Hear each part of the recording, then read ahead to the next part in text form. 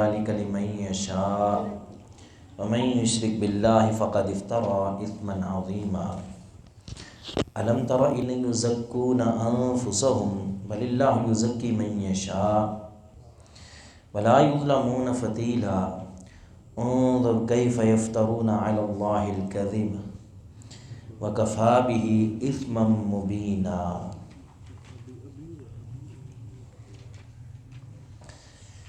ان اللہ بے شک اللہ تعالی لا یغفر نہیں بخشتا ان یشرک بہ یہ کہ اس کے ساتھ شریک کیا جائے، ویغفر اور وہ بخشتا ہے یا بخشے گا، ما دون ذالک جو اس کے علاوہ ہے، لمن یشاء جس کے لیے وہ چاہے گا، ومن یشرک باللہ اور وہ شخص جس نے اللہ کے ساتھ شرک کیا، فقد افترى اثما عظیما بس یقیناً اس نے بہت بڑا گناہ گھڑ لیا ہے۔ الم تر کیا نہیں دیکھا آپ نے، کیا لم نہیں تارا آپ نے دیکھا، کیا نہیں دیکھا آپ نے، الی الذین ان لوگوں کی طرف، یزکون جو پاک کہتے ہیں، انفسہم اپنے آپ کو، بل اللہ یزکی من یشاء بلکہ اللہ ہی پاک کرتا ہے جس کو وہ چاہتا ہے، ولا یظلمون اور نہیں وہ ظلم کیے جائیں گے، فتیلا ایک دھاگے کے برابر بھی۔ ایک خاص دھاگے کا ذکر ہے جی، ایک کھجور کی گٹلی جہاں پہ وہ گٹلی کی وہ نشانی سے بنی ہوتی ہے، اس کے اندر ایک بالکل باریک سا دھاگا ہوتا ہے، کھجور کی گٹلی کے وہ جوڑ میں جوڑ سا بنا ہوتا ہے نا، اس کے اندر اسے فتیلہ کہتے ہیں، وہ دھاگا مراد ہے۔ ولا یظلمون فتیلا اور نہیں وہ ظلم کیے جائیں گے کھجور کی گٹلی کے دھاگے کے برابر بھی۔ انظر تو دیکھ، کیفا کیسے، یفترون وہ گھڑتے ہیں، علی اللہ اللہ پر، الکذب جھوٹ، وکفی بہ اثما مبینا اور کافی ہے یہی ان کے لیے واضح گناہگار ہونے کے لیے، اتنے ہی جرم ان کا کافی ہے گناہگار ہونے کے لیے۔ دوہرا لیں جی، ان اللہ بے شک اللہ تعالی، لا یغفر نہیں بخشتا، ان یشرک بہ یہ کہ اس کے ساتھ شرک کیا جائے، ویغفر اور بخشتا ہے، ما دون ذالک جس کے علاوہ ہے، لمن یشاء جس کے لیے وہ چاہتا ہے، ومن یشرک باللہ اور وہ شخص جس نے اللہ کے ساتھ شرک کیا، فقد افترى پس یقیناً اس نے گھڑ لیا،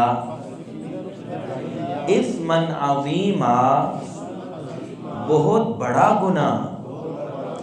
الم تر کیا نہیں دیکھا آپ نے، الی الذین ان لوگوں کی طرف، یزکون جو پاک کہتے ہیں، انفسہم اپنے آپ کو، بل اللہ بلکہ اللہ، یزکی پاک کرتا ہے، لمن یشاء من یشاء جس کو وہ چاہتا ہے، ولا یظلمون اور نہیں وہ ظلم کیے جائیں گے، فتیلا ایک دھاگے کے برابر بھی۔ انظر تو دیکھ، کیفا کس طرح یفترون وہ گڑھتے ہیں علی اللہ اللہ پر الکذب جھوٹ وکفا بھی اور کافی ہے ساتھ اس کے اثما مبینہ واضح گناہگار ہونے کے لیے۔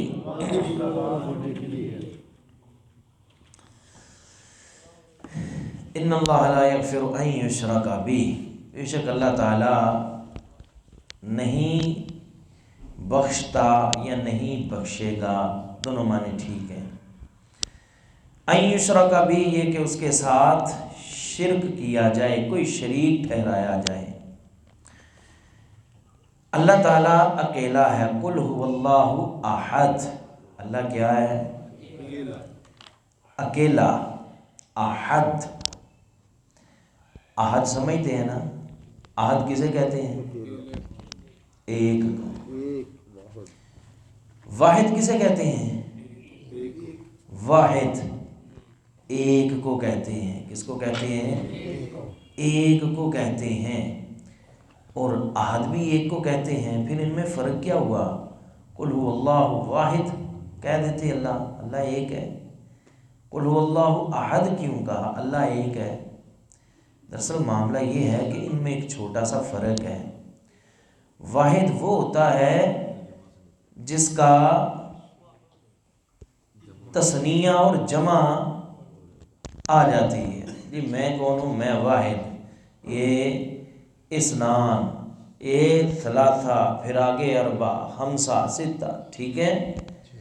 جس کے آگے 2 3 4 5 6 ہو جائیں وہ کیا ہے؟ واحد ہے، ٹھیک ہے جی۔ لیکن جو احد ہوتا ہے نا، احد اس کے نہ 2 ہے، نہ 3 ہے، نہ 4 ہے، وہ احد ہے، اکیلا ہی ہے۔ قل هو اللہ احد کہہ دیجئے اللہ وہ ذات میں بھی ایک ہے، وہ صفات میں بھی ایک ہے، وہ اپنے اختیارات میں بھی اکیلا ہے، کوئی اس کا شریک نہیں ہے۔ جو کچھ بھی اس نے بنایا اکیلے نے، جو کچھ بھی عطا کرتا ہے وہ اکیلا۔ یا ایھا الناس انتم الفقراء الی اللہ، او لوگو تم سب کے سب اللہ کے در کے فقیر ہو۔ واللہ هو الغنی الحمید، وہ اللہ ہی ہے جو غنی ہے، تعریفوں والا ہے۔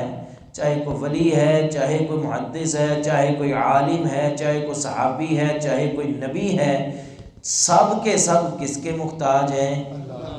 اللہ اکبر۔ اس نے کہا سارے نبی تیرے در کے سوالی، ہاں؟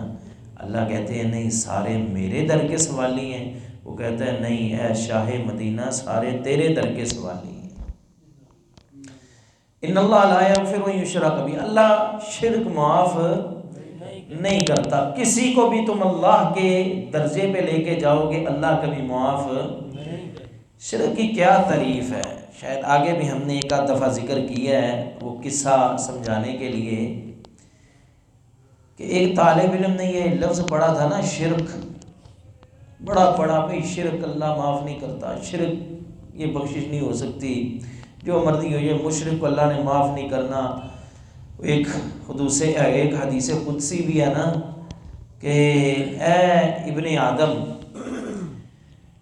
اگر تو زمین بھر کے گناہ لے کر آ جائے، بقراب الارض خطایا، زمین بھر کے گناہ لے کر آ جائے، لیکن اس میں شرط یہ ہے لا یشرک بی شیئا، میرے ساتھ شرک نہیں کرنا، یاد رکھنا تو زمین بھر کے گناہ لے کر آئے گا، میں اس سے بھی زیادہ اپنی معافی لے کر آؤں گا، لیکن شرط کیا ہے؟ شرک نہ ہو۔ انہوں نے کہا یہ شرک پڑا، کیسے پتہ چلے گا شرک کسے کہتے ہیں؟ محلے کے 2 4 بندوں سے پوچھا، انہوں نے کہا نہیں ادھر تو کسی کو نہیں پتا شرک کسے کہتے ہیں، تم ایسا کرو فلاں فلاں علاقے میں جا، ادھر وہ مولوی صاحب ہیں بڑے پڑھے لکھے ہیں، تو ان کے پاس جاؤ، وہ تمہیں شرک کی جو ہے وہ تعریف بتائیں گے۔ قدر تھی نا علم کی، چل پڑے۔ آج تو ہر محلے ہر گلی کا اپنا، بلکہ ہر فیملی کا اپنا پرسنل مولوی ہے جس طرح کے مرضی فتوے بھی نکلوا لیں، مسئلے بھی نکلوا لیں، اور جس طرح کے مرضی کام بھی نکلوا لیں۔ بہرحال وہ سفر کر کے نا طالب علم گیا، پہنچا اس علاقے میں، مسجد تلاش کی۔ اب عشاء کے بعد کا وقت ہو چکا ہے، مسجد کی ایک بزرگ صفائی کر رہے ہیں، مولوی صاحب صفائی کر رہے ہیں۔ ہاں جی، کدھر آئے ہو جی؟ فلاں مولوی صاحب کو ملنے۔ اچھا، میں یوں حکم کریں جی، مسئلہ پوچھنا ہے جی۔ کیا مسئلہ پوچھنا ہے؟ کہنے لگے حضرت میں نے لفظ پڑھا ہے شرک، تو میں شرک کی تعریف پوچھنے ہوں، یہ کس بلا کا نام ہے؟ شرک کسے کہتے ہیں؟ کہنے لگے بات یہ ہے، تھکا ہوا آیا، سفر کر کے آیا، شاہ کی نماز پڑھ گھر چلتے ہیں، کھانا شانا کھاتے ہیں، فجر کے وقت میں درس دوں گا، شرک کی تعریف کروں گا، تم بھی سن لینا، لوگ بھی سن لیں گے، چلو باقیوں کا بھی بھلا ہو جائے گا۔ کہنے لگا ٹھیک ہے حضرت، ہاں میں رات کہاں پہ گزاروں گا، اتنا لمبا سفر طے کر کے آیا ہوں۔ اب حضرت جی اس کو لے گئے اپنے گھر گئے تو کھانا شانا رکھا، بیوی نے پوچھا جی کون ہے؟ کہنے لگا بس کوئی آ گیا ہے۔ 5 منٹ پھر گزرے، اس نے پھر پوچھا صحیح صحیح بتائیں کون آیا ہے؟ وہ بعض اوقات بیویوں کا شک وہ بھی آسمان کی بلندیوں کو پہنچ جاتا ہے نا، صحیح صحیح دسو مولوی صاحب کون آیا ہے؟ بس کوئی مسافر آیا ہے، کوئی طالب علم آیا ہے۔ 5 منٹ پھر گزرے، اس نے پھر پوچھا سچی دسنا ہے کہ نہیں کون آیا ہے؟ مولوی صاحب نے پھر کہا کہ وہ اپنا مسئلہ پوچھنے آیا، اس پر چلے جائے گا، کیا مسئلہ ہے؟ پھر کو 10 منٹ گزرے، اس نے کہا سچی سچی بتاتے ہیں کہ نہیں کون آیا ہے؟ مولوی صاحب بھی اک گئے، اور جب اک جائیں تو پھر آپ کو پتہ جواب کس طرح کا آتا ہے۔ کہنے لگے دراصل نا میرا دوسرا نکاح کرنا ہے۔ بس اتنا سننے کی دیر تھی، اس نے بات شروع ہو گئی، وہ آنے والے، وہ تو سویا ہوا ہمیشہ کے لیے سو جائے، اٹھے ہی نہ، وہ سسری دی طرح ہی سو جائے، تجھے کبھی جاگ آئے ہی نہ، تو اس مقصد کے لیے آیا۔ اب وہ بیچارہ طالب علم سن رہا ہے، اب عورت کو کون کہے جی خاموش ہو جائے، آہستہ بول لیں، اونچی اونچی شروع ہو گئی، بیچ میں مولوی صاحب اور بیچ میں وہ طالب علم، یا اللہ مچا دی، یہ ہوتا کون ہے، ایسے کر دوں گی، میں ایسے کر دوں گی، ٹانگیں توڑ دوں گی، یا اللہ اس کو اٹھانا ہی نہ، اس کا بیڑا ہی غرق کر دینا۔ وہ طالب علم بیچارہ، یا اللہ میں کس عذاب میں پھنس گیا، میں تو مسئلہ پوچھنے آیا تھا۔ اب وہ پوری رات بیچارہ ان کی وہ باتیں سنتا رہا۔ اب جب صبح ہوئی، فجر کی نماز پڑھی، طالب علم نے اپنا وہ بسترا اٹھایا، وہ نکلنے لگا۔ مولوی صاحب کہنے لگے پتر اتنی دور سے مسئلہ پوچھنے آیا تھا، وہ تو سمجھا۔ کہنے لگا نہیں میرا آدھا سن لے۔ وہ ایسا کہنے لگا نہیں بیٹا، تو اتنا لمبا سفر طے کر کے آیا ہے، تو نے مجھ سے مسئلہ پوچھنا تھا، تو ابھی تم نے مجھ سے تو کچھ سنا نہیں۔ نہیں حضرت میں نے رات کا سن لیا ہے۔ بیٹا آپ نے شرک کی تعریف پوچھی تھی، آؤ میں بتانے لگا ہوں۔ کہا نہیں حضرت مجھے رات کی جو معلوم ہو گئی ہے نا، کبھی زندگی میں نہیں بھولے گی۔ حضرت کہتے ہیں کیا معلوم ہوئی ہے؟ کہنے لگا کہ آپ کی بیوی وہ 5 مرلے کے گھر کی مالک نہیں تھی، اس میں اپنا شریک اسے برداشت نہیں ہوا۔ وہ میرا رب جو اتنی کائنات کا مالک ہے، وہ اپنا شریک کیسے برداشت کرے گا؟ ان اللہ لا یغفر ان یشرک بہ، بھئی غیرت کا مسئلہ ہے، اللہ کی غیرت کا مسئلہ ہے۔ سارا کچھ بنائے وہ اکیلا، تم کہو نہیں یہ بھی شریک ہے۔ اولاد دیتا ہے وہ اکیلا، تم کہتے ہو نہیں یہ بھی شریک ہے۔ داتا ہے وہ اکیلا، تم کہتے ہو یہ بھی شریک ہے۔ مشکلیں حل کرے وہ اکیلا، تم کہتے ہو یہ بھی شریک ہے۔ وہ کیسے برداشت کرے گا؟ یغفر ما دون ذلک لمن یشاء، اس کے علاوہ کوئی گناہ ہو گیا تو اللہ تعالیٰ معاف کر دے گا۔ ومن یشرک باللہ فقد افتری اثما عظیما، جس نے اللہ کے ساتھ شرک کیا اس نے بہت بڑا گناہ گھڑ لیا۔ جتنے گناہ ہیں ان کی معافی تو ہو سکتی ہے، لیکن اگر بندہ شرک اپنے نامہ اعمال میں لے کے چلا گیا نا، قیامت کے دن اللہ کے سامنے کچھ بھی ہو جائے، نہ اس پہ کوئی سفارش ہو سکتی ہے، نہ اس پہ کوئی مجادلہ ہو سکتا ہے، نہ اس پہ کوئی عذر اور بہانہ ہو سکتا ہے۔ جس کے نام اعمال میں شرک ہے وہ کہاں جائے گا؟ بھئی شرک سے بچیں اور شرک سے اپنی اولادوں کو بچائیں، خود بھی شرک کے اڈوں سے بچیں، اپنے اولادوں کو بھی شرک کے اڈوں میں جانے سے بچائیں۔ ہم پرواہ نہیں کرتے حاجی صاحب کے بچے، صوفی صاحب کے بچے کہاں جا رہے ہیں؟ یہ جی فلاں شرک کے اڈے میں جا رہے ہیں سیر کرنے کے لیے۔ او بے شرم آدمی، سیر کرنے کے لیے تمہیں یہی اڈا ملا ہے؟ اللہ کی زمین اتنی وسیع ہے، اتنی خوبصورت زمین ہے، اتنے خوبصورت پہاڑ ہیں، چشمے ہیں، باغات ہیں، ان علاقوں میں جاؤ تم نے سیر کرنی ہے۔ اور جہاں پہ اللہ کو چھوڑ کے غیروں کے آگے سجدے کیے جا رہے ہیں، سروں کو جھکایا جا رہا ہے، ان کے نام پہ بکرے چھترے قربان، تمہیں وہ جگہ ملی ہے سیر کرنے کے لیے؟ سیر سے کوئی منع نہیں کرتا، اللہ کے نبی بھی جاتے تھے، حدیث میں آتا ہے، حضرت عائشہ رضی اللہ عنہا فرماتی ہیں اللہ کے نبی علیہ السلام نکل جایا کرتے تھے بعض اوقات مجر الماء، پانی جاری ہونے کی جگہ پہ، کھلی جگہوں پہ، خوبصورت جگہوں پہ جایا کرتے تھے اللہ کے نبی علیہ السلام۔ بہرحال یہ شرک کے اڈے، یہ سیر کی جگہ نہیں ہے۔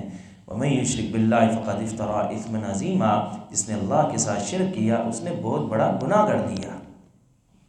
أَلَمْ تَرَ إِلَى الَّذِينَ يُزَكُّونَ أَنفُسَهُمْ، کیا آپ نے ان لوگوں کی طرف نہیں دیکھا جو اپنا تزکیہ کرتے ہیں، اپنے آپ کو پاک کہتے ہیں، اپنے منہ میاں مٹھو، اپنی تعریفیں خود دی۔ وہ یہودی نہیں تھے کہتے کہ نحن ابناء اللہ واحبہ، ہم اللہ کے بیٹے اس کے محبوب ہیں؟ یہودی نہیں کہتے کہ وقالوا لن يدخل الجنة الا من كان هودا او نصارى، یہودی کہتے ہیں ہم نے جنت میں جانا ہے، عیسائی کہتے ہیں ہم نے جنت میں جانا، خود ہی اپنی تعریفیں۔ فلا تزکوا انفسکم، اللہ کہتے ہیں تمہیں کوئی ضرورت نہیں اپنی تعریفیں کرنے کی، هو اعلم بمن اتقى، اللہ جانتا ہے کون متقی ہے۔ کیا ضرورت ہے کسی کی تعریف کرنے کی؟ مقداد بن اسود رضی اللہ عنہ فرماتے ہیں کہ اللہ کے نبی علیہ السلام نے ہمیں حکم دیا کہ جو شخص بہت زیادہ تعریف کرتا ہے نا، ان نحسیہ فی وجوہ المداحین التراب، ہم یہ تعریفیں کرنے والوں کے منہ میں مٹی ڈال دیں۔ اور ایک حدیث میں ہے آپ علیہ الصلوۃ والسلام نے فرمایا یہ جو بلا وجہ کی اتنی لمبی چوڑی تعریفیں، فَإِنَّهَا ذَبْحٌ، یہ تو ایسے ہی ہے جیسے کسی کو ذبح کیا جا رہا ہے۔ ایک شخص کی تعریف کی نبی علیہ السلام کے سامنے، بڑا مبالغہ کی اس نے تعریف میں، آپ علیہ الصلوۃ والسلام نے فرمایا وَيْحَكَ، بربادی ہو تیری، قَطَعْتَ عُنُقَ صَاحِبِكَ، تو نے تو اپنے ساتھی کی گردنی کاٹ کے رکھ دی ہے، تو نے تو اپنے ساتھی کی گردنی کاٹ کے رکھ دی ہے۔ بھئی کوئی ضرورت نہیں ہے کسی کی تعریف کرنے کی، فلاں جو ہے 100% ٹھیک ہے، فلاں بہت اچھا ہے۔ کسی کی تعریف کرنی بھی ہے نا، پتہ کیا کہا کریں؟ لگتا ہے نیند آ گئی ہے۔ کسی کی تعریف کرنی ہے نا، پتہ کیا کہنا ہے؟ بھئی میری نظر میں، میرے علم میں وہ انسان اچھا ہے، باقی اللہ جانتا ہے۔ کیا سمجھے بھائی؟ وہ ہانس کر نہیں، رشتے والے، وہ رشتوں والے آتے ہیں نا، یہ کیا بولتے ہیں، میرج بیورو والے یا جو بھی وہ کروان، ایسی تعریفیں کریں گے، ایسی تعریفیں، وہ بھول جائیں گے کہ شاید کوئی ان سے بڑھ کے اللہ کا ولی بھی ہوگا کو دنیا میں۔ ایسی ایسی تعریفیں بنا کے، جھوٹی تعریفیں اور جھوٹی کہانیاں بنا کے پیش کریں گے۔ بھئی کسی کی تعریف نہیں کرنی، کیوں؟ ظاہر سے تو آپ واقف ہو سکتے ہیں، کسی کے باطن سے آپ واقف نہیں ہو سکتے۔ کسی کو اچھا کہنا ہے تو یہ الفاظ کافی ہیں، میری نظر میں وہ انسان انتہائی اچھا ہے، بڑا نفیس ہے، میری نظر میں، میرے علم کے مطابق، باقی اللہ جانتا ہے۔ یہ بات درست ہے، یہ نہیں کہہ سکتے وہ بندہ ہی بڑا گریٹ ہے جی، وہ انج کر ہی نہیں سکتا، ویسے ارے وہ بندہ ہی بڑا ٹھیک ہے جی، وہ 100% نہیں بھائی، کسی کی آپ گارنٹی نہیں اٹھا سکتے، صرف اتنا ہی کہیں بھئی میری نظر میں وہ ٹھیک ہے، باقی اللہ جانتا ہے۔ فلا تزکوا انفسکم، فرمایا کہ الم تر الی الذین یزکون انفسهم بل اللہ یزکی من یشاء، اللہ جسے چاہے پاک کرے، ولا یظلمون فتیلا، جو کچھ بھی ان کے ساتھ قیامت دن ہوگا، یاد رکھنا یہ اللہ تعالیٰ نے ان پہ ظلم اور زیادتی نہیں کی۔ کیوں؟ وہ تو ایک فتیلہ کے برابر بھی زیادتی نہیں کرتا۔ اور فتیلہ ہم نے بتایا کھجور کھا لیں، ایک بیچ میں سے وہ گٹلی نکلتی ہے، گٹلی کی جو گرہ ہوتی ہے نا، گرہ، اس گرہ پہ آپ ہلکا سا نہن ماریں گے نا تو اس میں سے ایک بالکل پتلا سا دھاگا نکلے گا جس کا کوئی وزن نہیں ہوتا، کوئی وزن نہیں ہوتا، بالکل معمولی، بالکل ہلکا سا۔ فرمایا اس دھاگے کے وزن یا اس دھاگے کے برابر بھی اللہ تعالیٰ ظلم نہیں کرتا۔ انظر کیف یفترون علی اللہ الکذب، ان کو دیکھو کس طرح اللہ پہ جھوٹ باندھے جا رہے ہیں۔ وکفیٰ بہ اثما مبینا، اور ان کے گناہ گار ہونے کے لیے یہی جھوٹ ہی کافی ہے۔ اللہ تعالیٰ ہم سب کو سمجھتا فرمائے۔ وآخر دعوانا الحمدللہ رب العالمین۔